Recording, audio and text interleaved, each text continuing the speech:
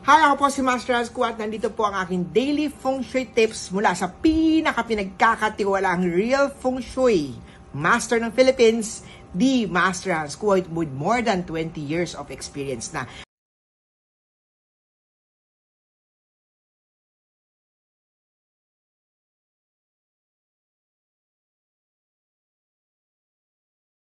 Usong-uso ang piyaw or money catcher. May mga gold, may mga crystals, may mga lucky charm talaga na display talaga. Ano nga ba ang piyaw? Alam mo ba ang piyaw is isang mystical na sign symbol siya, siyang lucky symbol, isa siyang family ng dragon. Na kung meron kang nito sa bahay mo, posible daw niya ma-attract ang prosperity, ang wealth, ang money. Kaya naman magandang mag-display o bumili ng mga lucky charm na piyaw, bracelet man yan, o lucky charm man yan, bilhan mo yan sa tindahan ni Master Rasco para ma-attract natin abundance. Again ang mga piyaw, money catchers, mga lucky charms ay walang guarantee. Walang promise mo yan. Di pag nilagay ka, 100% meron ako, upo lang ako sa bahay, may perang dumarating everything. Walang ganun walang magic na ganun Dagdagan ng sipag tsika dahil nasa inyong mga kamay nasa lalay ang inyong tagumpay. Ang piyaw po ay isa sa mga matatagal na symbol na po siya during the mga emperors pa po. Meron na mga piyaw, sikat na po ang piyaw na yun.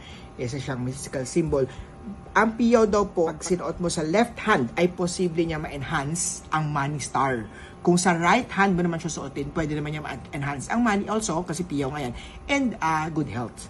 Kung left man yan or right man yan, importante pa rin na may piyaw kang suot. Importante yun. Importante din ang piyaw mo ay na-bless, na-cleanse, na-activate ng isang magaling o totoong feng shui master.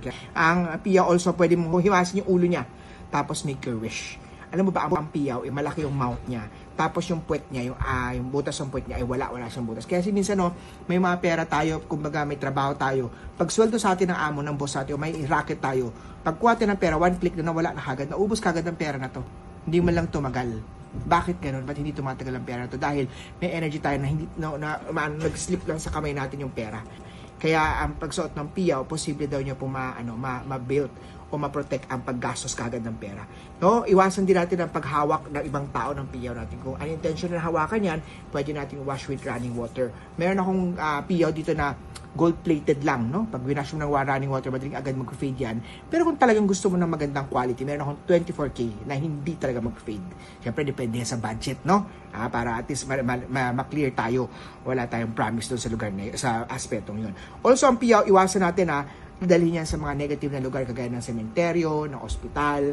Pag sa CR tayo, mga negative na lugar, hindi maganda maglagay ng piyaw.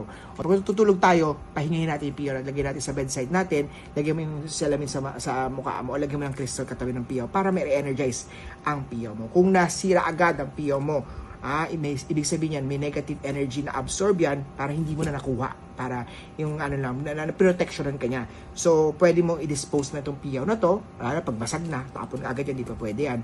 Kung nasira naman, napulot mo yung mga crystals, pwede parang wala pa ng basag. Pwede mong iparestring yan kay Master Rasco. Tapos, pwede natin i-bless, i-cleanse ulit yan. Pero I recommend na may negative na absorb yan, palitan mo agad. Bili ka sa tindahan ni Master Rasco. Dito pa sa City Land Tower Show Boulevard, Mandaluyong City. Monday to Saturday, 11 ng umaga hanggang 5 p.m. po. Kita-kita tayo sa tindahan ko po. And like, share, follow. Have a great day.